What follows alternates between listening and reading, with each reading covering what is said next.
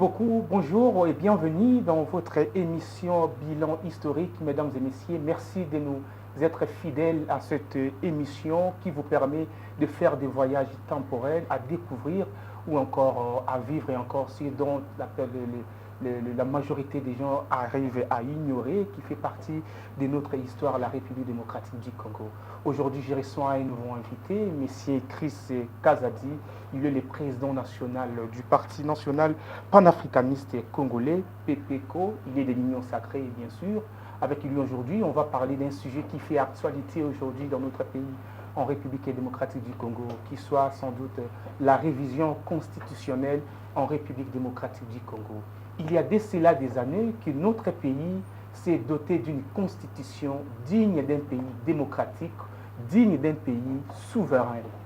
Aujourd'hui, cette constitution a vu le jour et bien sûr, il a été modifié ou encore revu plusieurs fois par des régimes, de différents régimes. En 2011, pour la première fois, cette constitution a été revue par l'ancien président Joseph Kabila, également en 2017-2018, par le président, toujours ancien président, avant de partir, de quitter. Et aujourd'hui, le nouveau régime, le président de la République, Félix Tshisekedi, qui lui aussi cherchait à revoir, à modifier ou réviser la constitution de la RDC. C'est de ça qu'on parle. Mais étant donné que Bilan historique, c'est une émission qui vous permet bien sûr à faire l'évaluation de la gestion dans tous les domaines dans notre pays, bien sûr pour voir on en est où et comment on avance, comme je l'ai dit toujours, faire un pas arrière le passé pour éclaircir les chemins de l'avenir. On va savoir, après des modifications, des révisions en révision, qu'est-ce que cela apporte au développement d'une nation? Qu'est-ce que cela apporte? En un mot, le sujet sera sans doute les bilans des révisions constitutionnelles en République démocratique du Congo. C'est de ça que je parle avec M. Chris Kazadi. M. Chris, je vous salue, je vous dis bonjour. Bonjour, M. Michel Ramazani. Bienvenue dans Bilan historique et pour la première fois. Merci beaucoup. Merci. Merci beaucoup. Comme je l'ai dit, on parle aujourd'hui des bilans des révisions constitutionnelles en République démocratique du Congo. Ça fait 2 fois que la révision constitutionnelle s'est effectuée dans notre pays, notamment en 2011 avec l'ancien président Joseph Kabila, en 2017-18, toujours avec l'ancien président avant son départ. Et aujourd'hui, c'est le nouveau président, en fait le nouveau régime, président Félix, qui lui aussi cherche à revoir la constitution de notre pays. Bien évidemment, on estime que pour modifier des choses qui seront sans doute avantageuses pour le développement de notre pays. Avant tout, j'aimerais qu'on parle d'abord de l'historique des constitutions de notre pays, la République démocratique du Congo. Merci beaucoup, M. Michel Ramazani. Je suis Chris Kazadi Lukusa. Je suis président national du Parti panafricaniste congolais, PPCO en sigle. Et nous faisons partie du regroupement politique RPPCT, les rassemblements de patriotes panafricanistes, courants tshisekédistes. Et nous évoluons en République démocratique du Congo. Très bien. Et avant de continuer, j'aimerais un peu préciser, je fais partie de l'Union sacrée de la nation, dont je salue les efforts du président de la République, son Excellence, Monsieur le Président de la République, Félix Antoine Tshisekedi Tshilombo. Et je vois l'Union sacrée s'est encore redynamisée.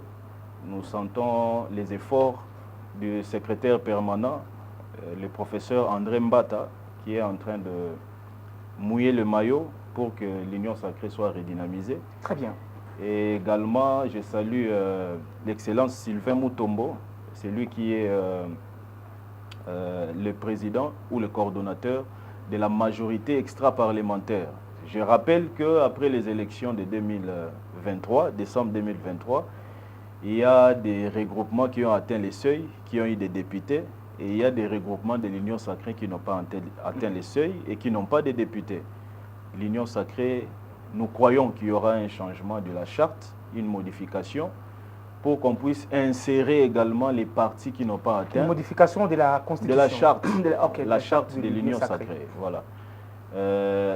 On doit insérer la majorité extra-parlementaire pour essayer un peu d'accélérer les choses.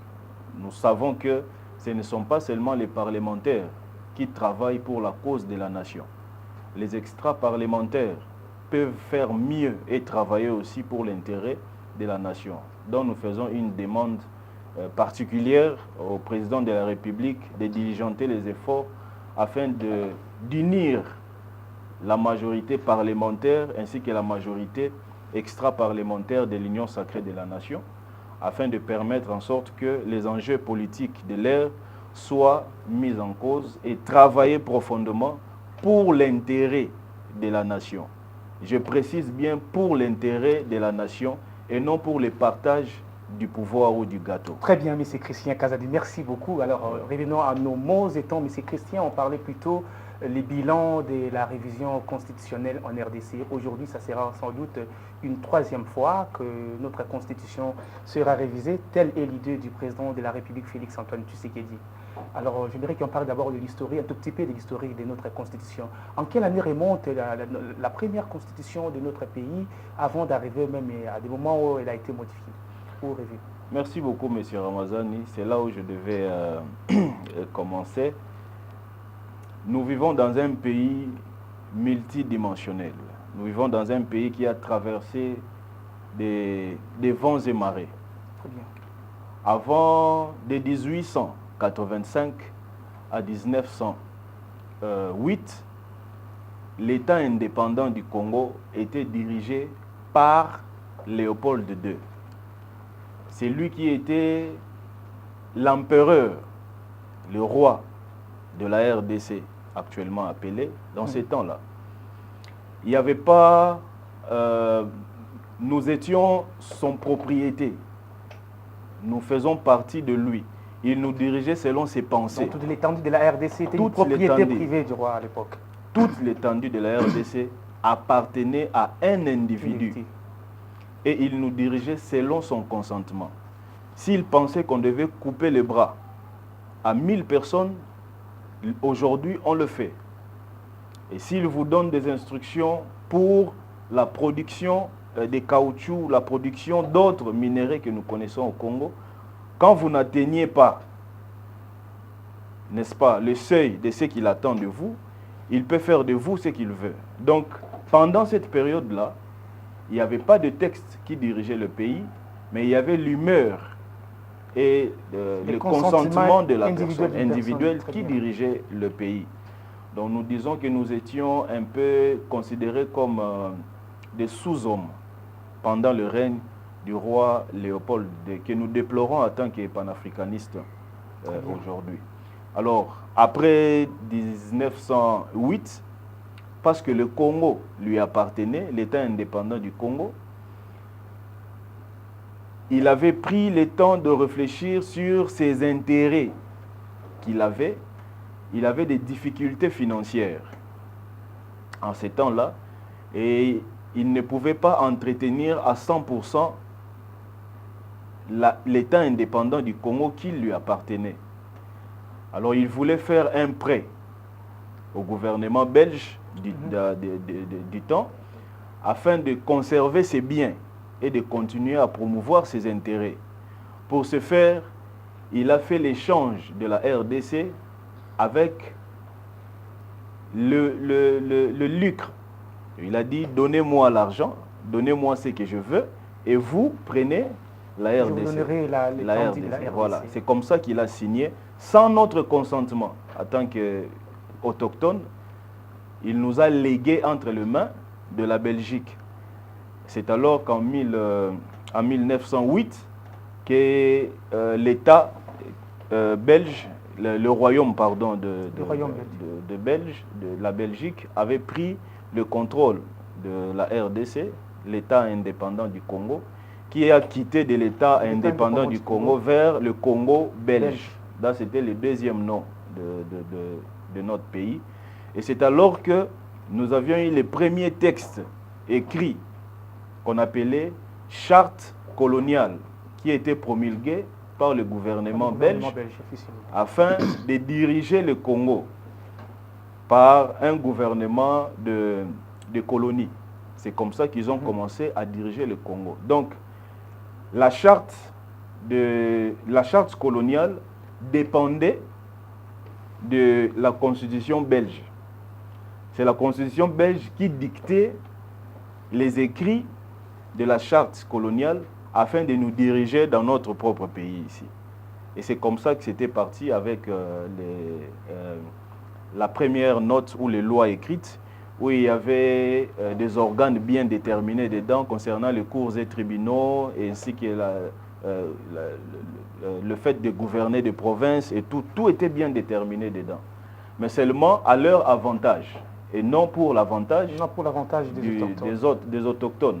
Donc les autochtones étaient utilisés comme des esclaves, comme vous le savez. Ils étaient utilisés comme main-d'œuvre. Donc la RDC était comme une partie de la Belgique. Exactement, exactement.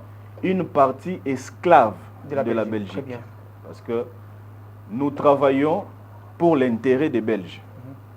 Vous savez que Bruxelles a été construit par les mains congolaises, les mains coupées.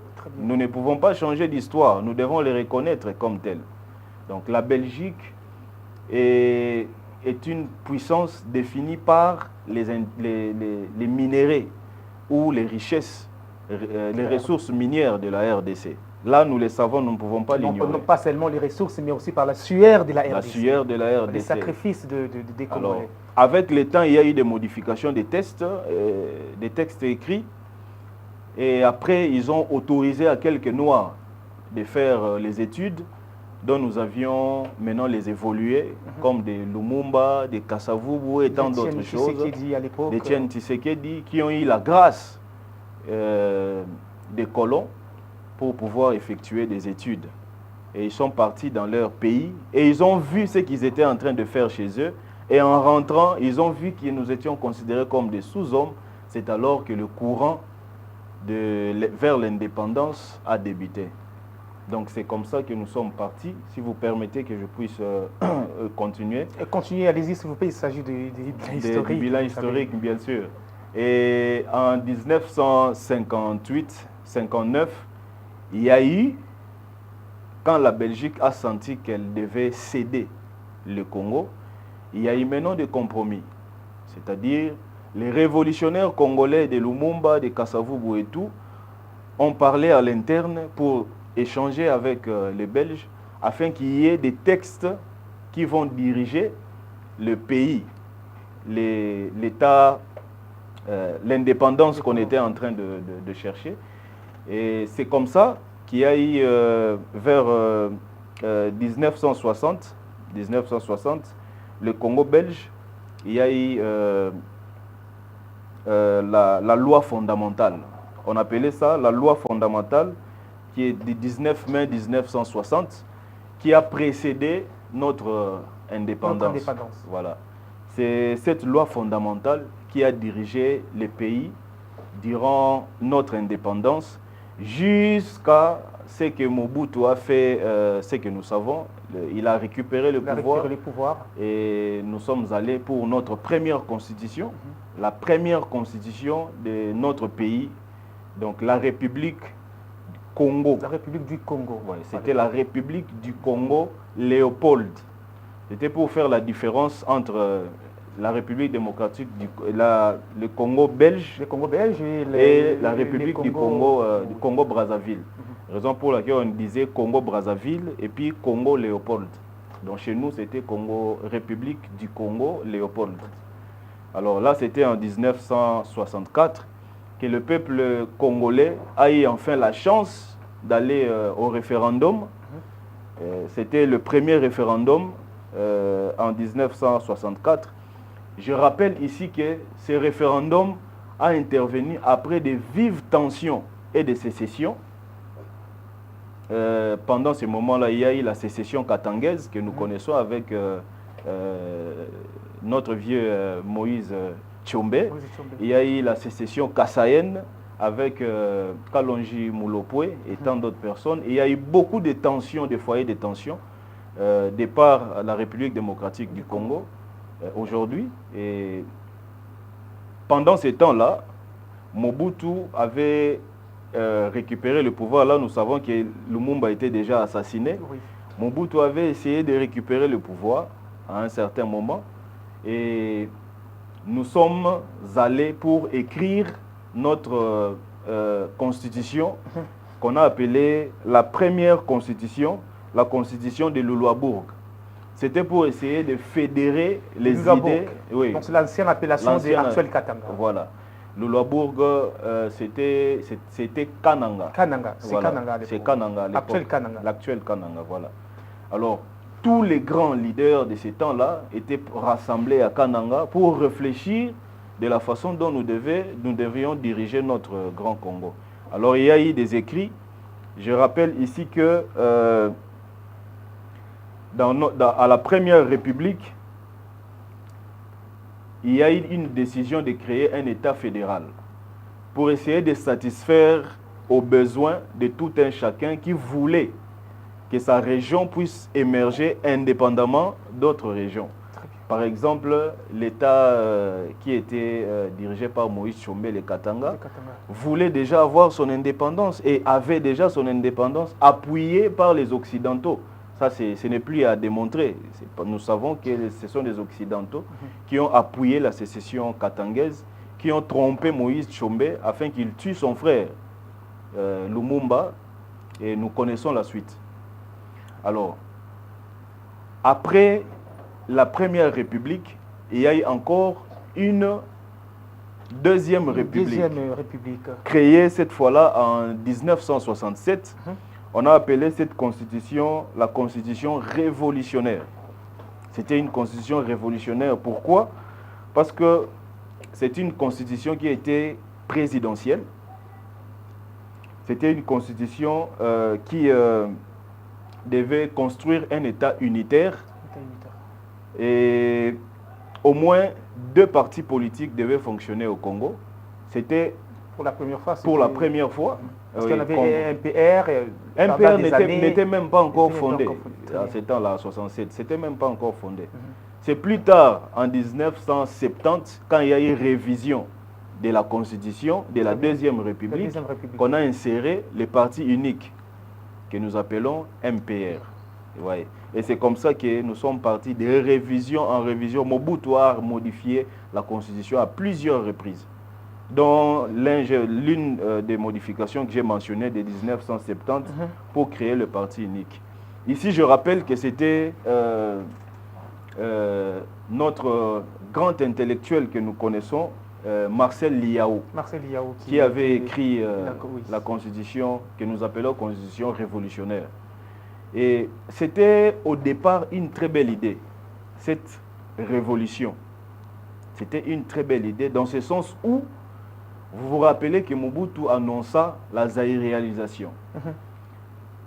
C'est-à-dire, on voulait promouvoir les intellectuels congolais afin qu'ils gèrent les entreprises congolaises et les avoirs congolais. C'était ça l'idée initiale. Derrière cette idée, le maréchal Mobutu est allé de titre en titre.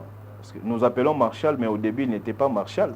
Oui. C'est petit à petit qu'il est devenu marshal. Ce sont des titres honorifiques. Alors, pendant ces moments-là,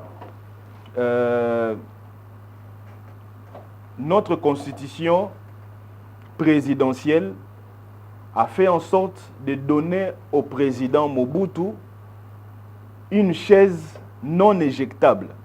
C'est-à-dire quoi? C'est-à-dire, je reste au pouvoir, je demeure au pouvoir jusqu'à fatiguer.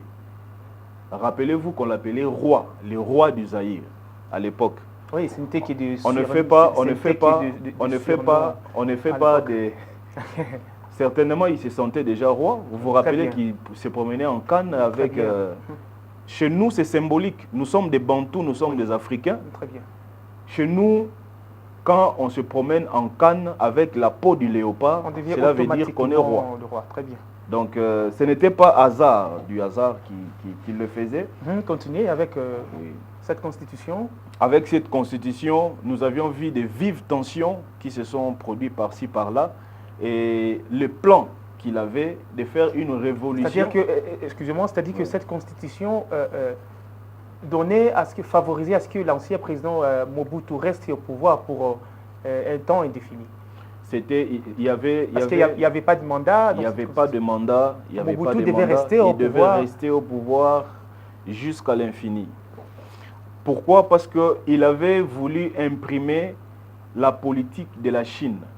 Vous vous rappelez l'histoire d'Abakos avec Mao Tse-tung, tout ça. Il a travaillé pour imprimer cela au Congo avec le parti unique. Parce qu'en Chine, il n'y a pas deux partis, hein, trois et tout ça. Il y a un seul parti qui dirige la Chine depuis le temps de Mao jusqu'à aujourd'hui. Et c'est ce qu'il voulait imprimer. Alors, vu qu'on était déjà gangréné par la politique occidentale, avec des tensions par-ci, par-là, la guerre coûte très cher. Je le rappelle, la guerre coûte extrêmement cher pour tout pays. Je ne veux pas vous interrompre. Ouais. Vous avez dit récemment ici que le président Mobutu a eu à faire des révisions plusieurs fois de la Constitution. Mais est-ce que toutes ces fois que le président Mobutu faisait revoir la Constitution, c'était pour l'intérêt de, c'était toujours pour son intérêt propre à lui, ou bien c'est pour l'avantage du peuple zaïrois aussi? Oui, c'est une très bonne question que vous aviez posée. Je rappelle ici que l'intention qu'on peut vendre, c'est toujours l'intention de l'intérêt général. On peut toujours vendre cette intention. C'est-à-dire que dans l'histoire des révisions des constitutions, la première intention qui vient de l'initiative, c'est l'intérêt de la population. C'est l'intérêt général. Mais en réalité, au fond, ce n'est pas le cas. En réalité, nous vivons autre chose. Très bien. Nous vivons autre chose. Nous avions vécu autre chose en ces temps-là.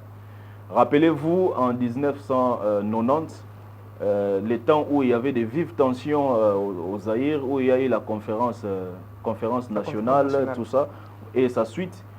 Je rappelle ici que le pays n'était plus dirigé par cette constitution, la constitution de la Deuxième République. La Deuxième République. Oui. Il y avait en ces temps-là des actes portant dispositions constitutionnelles relatives à la période de transition. Donc nous avions passé une période de transition où il y avait des textes qui dirigeaient la transition. Toujours l'idée de fonder une autre constitution, ne pas être d'accord avec celle de 1997. C'était pour créer le contrepoids. Vous vous rappelez, avec le départ d'Étienne Tshisekedi du mouvement populaire de la Révolution, avec les 13 parlementaires, ça a créé une vive tension parce qu'ils ont fondu le MPR. Alors, c'était un coup de poignard pour Mobutu. Et le combat, la succession de leur combat a fait en sorte que Mobutu soit contraint de revoir les écrits pour instaurer le multipartisme. Très bien. Voilà. Donc le multipartisme fait partie des révisions constitutionnelles que Mobutu avait mises en place suite aux vives tensions de l'opposition afin de garantir... Il était contraint de faire cette révision. Il était contraint, c'était pas son propre gré. Il était contraint par la pression populaire. C'est cette pression-là qui a permis en sorte que nous puissions avoir le multipartisme. Je rappelle ici que l'UDPS existait déjà, bien qu'on refusait de lui donner le droit de manifester, de faire des activités politiques et tout. C'est comme ça qu'ils évoluaient. Mais cette révision a permis que la démocratie se fasse sentir. Très bien. La démocratie s'est fait sentir suite à cette révision. Et si l'opposition pouvait dire un mot, nous nous rappelons avec l'Église catholique. Comment ça s'est fait cette constitution que vous parlez avec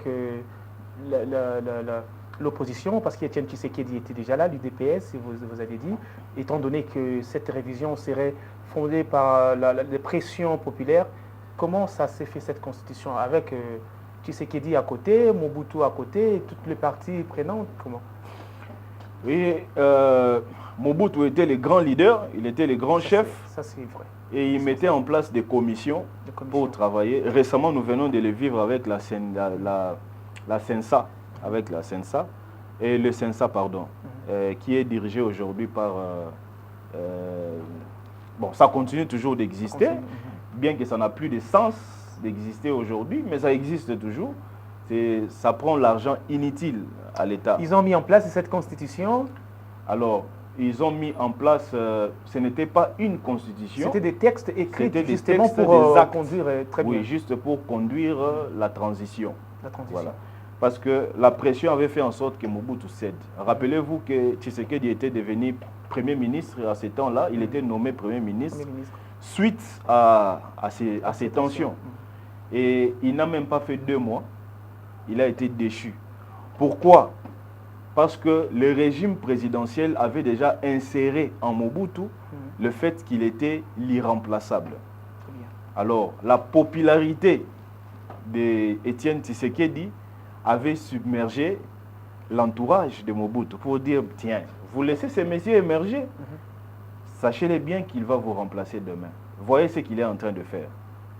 Parce que le coût social avait sensiblement baissé, économique. On achetait le maïs à un prix abordable, parce que dans tout ça, c'est le social qui compte. Très bien. Le social. Alors lui, il avait frappé fort sur le social. Et c'est après qu'il a été révoqué. Avec le temps, il y a encore eu de vives tensions. Là, nous comprenons qu'il y avait un changement de mascarade pour calmer, doser la population, afin de continuer à régner. Et après ces temps-là, nous savons qu'il y avait maintenant à l'est du pays Kabila le Père, financé par les Occidentaux pour venir chasser le Mobutu du pouvoir.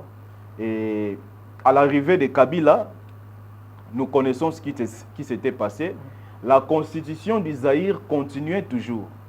Mais du moins, à ce temps-là, il n'y avait pas une constitution qui dirigeait le pays, mais il y avait un décret-loi constitué de 3 chapitres avec 15 articles seulement durant tous ces temps-là qui dirigeait le pays. Oui, il y avait séparation du pouvoir. 1997. 1997. Il y avait séparation du pouvoir, mais dans le régime présidentiel. C'est le président qui nommait, qui révoquait. Il nommait et révoquait. À tout moment, il le faisait. Vous vous rappelez que Kabila prenait beaucoup de décisions, hein, bien qu'on n'en fait pas tellement mention. Si c'était Mobutu, on allait renforcer encore pour dire que c'est la dictature. Cependant, tout ce qu'il était en train de faire, c'était pour l'avantage du Congo. Un régime présidentiel que moi j'ai aimé. Je suis panafricaniste congolais. J'ai soutenu l'essence révolutionnaire de Mobutu à son temps. Et aujourd'hui, je soutiens encore l'idée révolutionnaire de Kabila le Père, je précise. Ces 2 révolutions ont apporté quelque chose de positif et après, ils ont été anéantis. Je parle en l'occurrence de Kabila, le Père. Pendant le règne de Kabila le Père, notre armée était devenue presque invincible pendant un certain temps, avant qu'on ne puisse fractionner, sectionner. Je ne veux pas que nous passons à côté. Vous aviez dit après 1997, ces textes écrits qui remplaçaient en fait la Constitution pour permettre à ce qu'on aille à la transition. Juste après ça, c'était encore une nouvelle Constitution qui s'est fondée. C'était en 2006 avec le président. Oui, là c'est autre chose. J'étais en train de parler de textes que Kabila le Père, Mosé, a dirigé avec. Donc ce n'était pas une constitution. C'était pas une constitution, c'était des textes mis en place et avec, pour amener à la transition. Juste pour amener à la transition. C'était vraiment une transition. C'est la même constitution ou les mêmes textes que le Kabila le Père a trouvé et a utilisé. Exactement. Et vers 2003, il y a eu mise en place d'une constitution de transition. Pourquoi une constitution de transition? Rappelez-vous, avec le RCD, le MLC, il y avait déjà une ségrégation. Il y avait, le Congo était presque balkanisé en ces temps-là. Alors, c'est alors que Kabila le fils a été contraint d'appeler toutes les parties afin de pouvoir échanger. Voilà. Je rappelle que ce n'était pas une volonté personnelle, mais c'était une contrainte face aux réalités. Donc, refaire une autre constitution. Refaire une autre constitution pour entrer cette fois-là à la Troisième République. Là, c'était en 2006 qu'on a promulgué, mais c'était en 2005 qu'ils ont eu à travailler sur les textes que nous utilisons jusqu'aujourd'hui, mais qui ont été également revus à plusieurs reprises. C'est-à-dire, en 2006, on a eu un président de la République avec des vice-présidents. Nous savons, pendant la transition, il y a eu des vice-présidents. Et pour ne pas frustrer les autres, en allant vers la Troisième République, il y a eu organisation des institutions. Entre autres, le Sénat, il y a l'Assemblée nationale, il y a eu la Cour constitutionnelle, il y a eu beaucoup d'organisations, des institutions qui n'existaient pas, mais qui sont revenues encore. Et c'était pour aider chacun d'avoir sa part de gâteau, pour qu'il n'y ait pas de frustrés.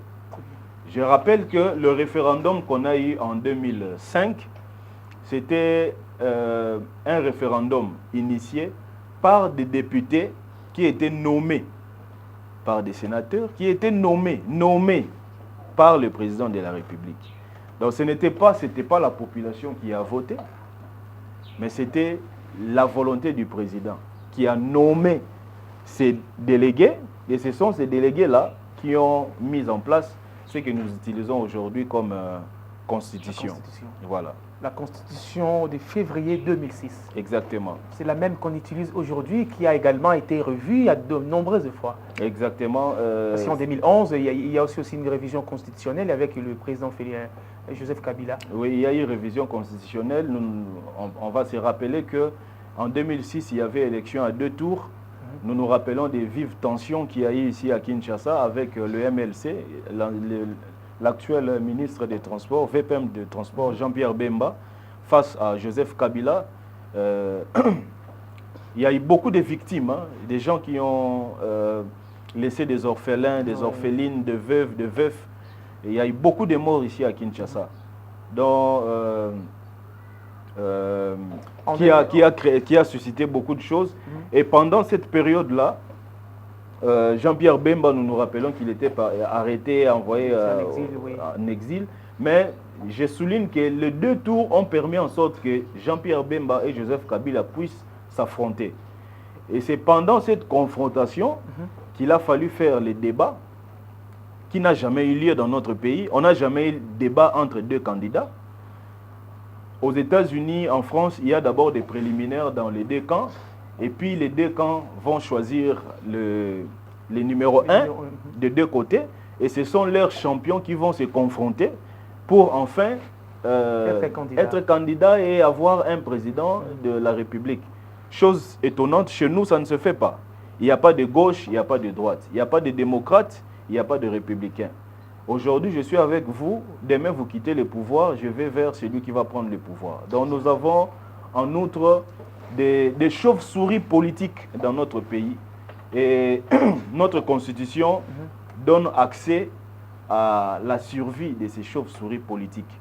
Parce qu'il n'y a pas d'article qui verrouille d'autres choses. Nous sommes dans la démocratie. Bien sûr, je concède cette liberté à tout le monde de rester avec le président. Nous savons que le président ne sera pas éternel. Il quittera un jour. Quelqu'un d'autre viendra. La question à savoir, et si quelqu'un d'une autre obédience prenait le pouvoir, qu'est-ce qu'ils feront? Il y aura effondrement de l'union sacrée et tout le monde migrera vers le nouveau président pour le louer et le glorifier. Merci beaucoup, mesdames et messieurs. Merci à vous tous qui nous suivez de partout. Vous avez compris l'histoire de quelle année remonte l'histoire de nos différentes constitutions de la République démocratique du Congo et de nombreuses fois, bien sûr, qu'elle a été revue, bien sûr. Et alors, messieurs Kazadi, Chris et Lokosa, vous avez, n'est-ce pas, parlé des différentes constitutions de notre pays, mais aussi des fois où elle a été revue plusieurs fois. Alors, aujourd'hui, s'il faut faire les bilans, quel est le bilan de toutes ces fois que la constitution de notre pays a été révisée par des différents présidents? Quel est le bilan? L'émission est bilingue, bien sûr, comme je l'ai souligné au départ. Revoir constitution, liboso, revoir yango lisusu, revoir yango lisusu. Est-ce que bilan nini topé apport nini ya bambala mingi yo baza ko revoir constitution, apport nini o yango ba révision les akomema pour le développement, pour l'intérêt de la population? Pour qu'aujourd'hui, nous vivons encore une autre révision constitutionnelle. Déjà au départ, vous êtes pour, je le souligne que M. Kazadi est pour la révision constitutionnelle actuelle avec les régimes actuels. Il est pour, et bien sûr, il y a aussi les news sacrés. Alors, quel est l'apport, toutes ces fois qu'on a eu à revoir la constitution? Je ne sais pas, quel est l'intérêt de la population pour qu'aujourd'hui on accepte, on soit encore pour cette révision? Je rappelle ici qu'il y a un contexte différent de l'abord de ces sujets. Il y a un contexte différent parce que toutes les autres révisions ont été des conséquences des dialogues politiques. Rappelez-vous, je viens de citer ici la tension de 1964. Chaque foyer, vous avez dit c'est bilingue, hein?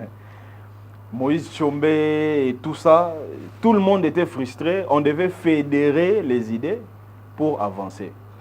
La même chose également en 2006, on devait fédérer les idées. En 2011, ce n'était pas le cas. En 2018-2017, ce n'était pas le cas. D'ailleurs, la décentralisation, c'était en 2011 et c'était une révision constitutionnelle par le président de la République. Il n'y a aucune tension politique, monsieur Christian. D'ailleurs, c'est de là que venait la décentralisation. On venait de 11 provinces à 26 provinces. Il n'y en avait pas eu de tension politique. Qu'est-ce que cela a apporté, notamment cette révision qui était en tension posée et calme? Il y avait la tension.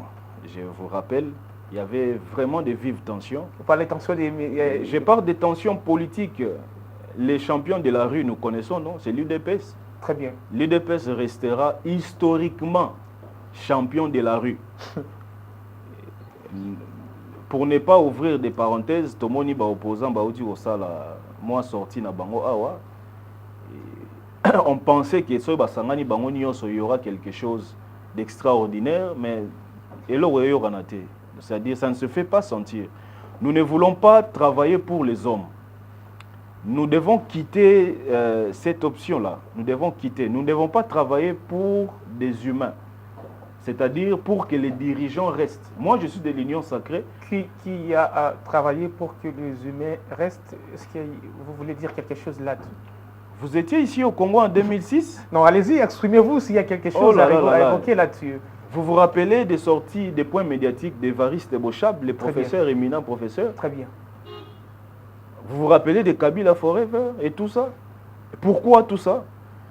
Il y avait déjà une constitution, une révision mise en place pour qu'on change, qu'on aille de 3e République vers la 4e République. Tout était déjà mis en place.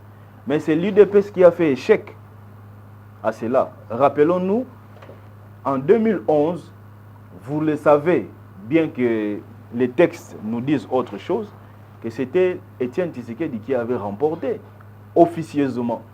Mais officiellement, avec la Cour constitutionnelle, nous savons que c'est l'ancien président qui avait remporté et tout. Mais la révision de la Constitution de 2011 avait créé un problème. C'est-à-dire, nous avions eu un président qui pouvait être contesté par rapport au pourcentage du rempart des élections.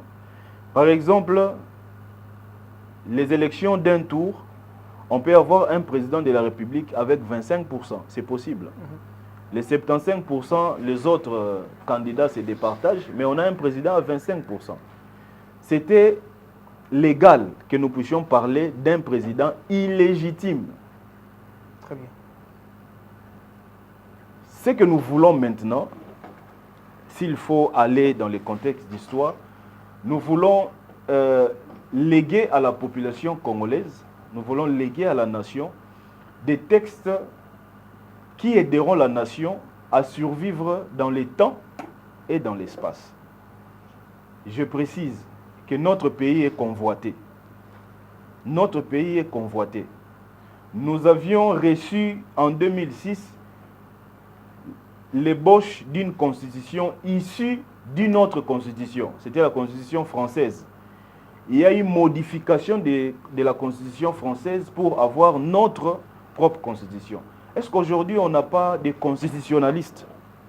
Certainement nous avons des constitutionnalistes. C'est là où il y a vraiment un problème. C'est là où l'idée de revoir la constitution et de avoir une constitution fondée par adaptée par nous-mêmes.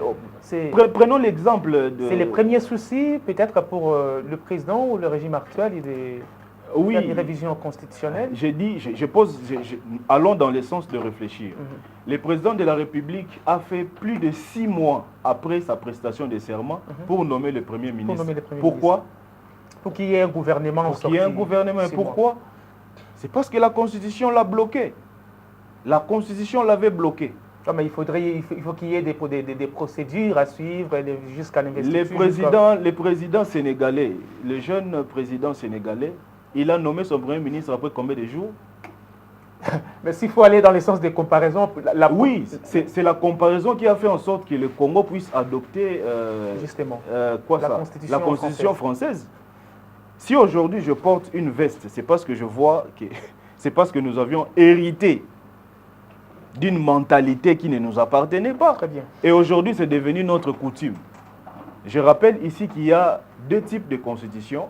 Il y a la constitution écrite et la constitution orale, que nous appelons la constitution coutumière. Voilà. La constitution écrite, c'est ce dont nous parlons ici. Mais il y a une constitution orale que nous ne pouvons même pas mentionner ici. Très bien. Là, nous parlons des us et coutumes, de nos traditions et tout. Le Congo a plus de 400 ethnies. Nous sommes fiers de cette diversité, mais regroupés en 4 grandes langues nationales. Nous avons les Kikongo, les Chiluba, les Swahili et les Lingala. Mais quand on parle de groupes vulnérables dans notre constitution, quand on parle de la minorité dans notre constitution, on fait allusion à qui? Qui est minoritaire? La tribu minoritaire, l'ethnie minoritaire du Congo, c'est quelle tribu? Ça n'existe pas, des tribus minoritaires. C'est un piège qu'on nous a mis dans notre constitution pour permettre en sorte qu'il y ait soulèvement à l'est du pays avec nos frères qui ont hérité la nationalité congolaise, les Banyamulenge que nous connaissons, dont la démarche de l'Angleterre était de leur donner une terre. Ça passait dans les médias, on a vu ça. Oui, notamment, vous avez raison, je ne vous en disconfie pas, mais il est hors de question qu'on ne soulève pas ces points. Il y a d'autres compatriotes qui disent que si aujourd'hui il y a l'idée de faire revoir la Constitution, c'est parce que le régime veut maintenir aussi longtemps possible le pouvoir. Si on doit faire des calculs, c'est ce qu'on dit. Si on doit faire des calculs, c'est le deuxième mandat du président, n'est-ce pas? La première année était marquée par quoi? Était marquée par la mise en place du gouvernement et des institutions, d'autres institutions. C'est-à-dire la première année est consacrée beaucoup plus à la mise en place des institutions. Là, c'est la première année. Nous supposons que la deuxième, la troisième et la quatrième année, là, le président peut maintenant travailler sur son plan, son programme. Là, il travaille. La cinquième année est consacrée à quoi? À l'organisation des élections. Donc, nous disons que le président fait 3 ans en tant que président. Là, nous le disons parce que les autres, le reste du temps, il est concentré à autre chose. Cependant, nous pouvons faire en sorte que notre pays puisse avoir un président qui travaille pendant un bon temps pour faire le diagnostic et apporter un traitement efficace, adapté aux réalités de notre pays. Prenons l'exemple de la construction du centre culturel que l'ancien président Joseph Kabila avait initié. Avait initié, oui. Oui, c'est lui qui l'avait initié avec le temps. Mais c'est inauguré aujourd'hui. Ça a pris combien de temps avant l'inauguration? C'est-à-dire qu'il n'était pas en mesure de construire ces bâtiments pendant son mandat. Et tant d'autres choses. Notre constitution protège les malfaiteurs. Je donne un exemple simple.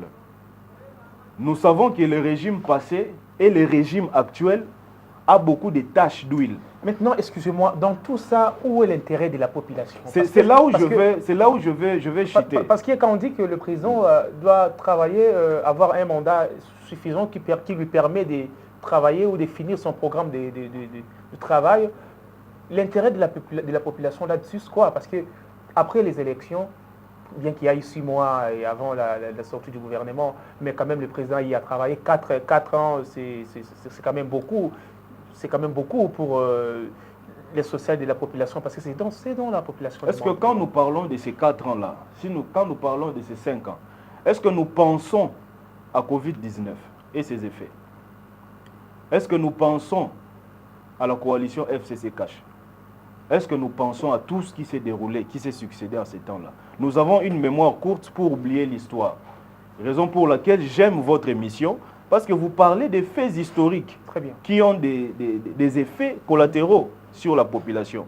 Tout ce que le peuple veut, c'est bien dormir en sécurité, manger, se vêtir et vaguer dans ses occupations. C'est ce que le peuple veut. Et tout ça demande une révision constitutionnelle ou bien un ajout dans les mandats du président de la République? Ce que nous voulons, c'est avoir des textes adaptés à ces problèmes-là. Vous savez combien coûte la guerre? Excusez-moi, la guerre coûte très cher. Pour maintenir, vous aviez dit que Tozan a besoin, laissez-nous parler aussi en lingala, parce que tout le monde doit comprendre ces sujets. Vous aviez dit que peuple a besoin, il y a Allah bien, aller bien, Allah ta bien, se promener bien dans la sécurité sociale, il y a santé alimentaire et tout. Est-ce que dans 4 ans, estimons, parce que vous avez dit que les mandats aujourd'hui, ce n'est pas beaucoup, estimons que les présidents travaillent 4 ans. 4 ans, c'est insuffisant pour maintenir la sécurité de la population ou alimentaire, la sociale de la population. Merci beaucoup pour la question, Ndeko. Tant au président de la République a eu pouvoir. Ou bien ça demande 7 ans de mandat pour... Moi, selon moi, je ne dis pas selon tous les Congolais, parce que tous les Congolais vont s'exprimer si nous passons au référendum.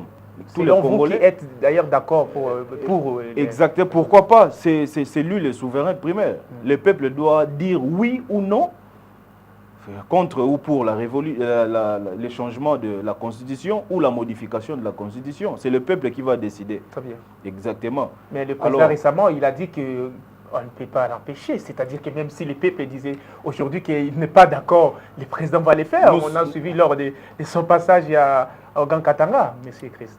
Qui peuvent initier la démarche du changement de la Constitution? Le président de la République.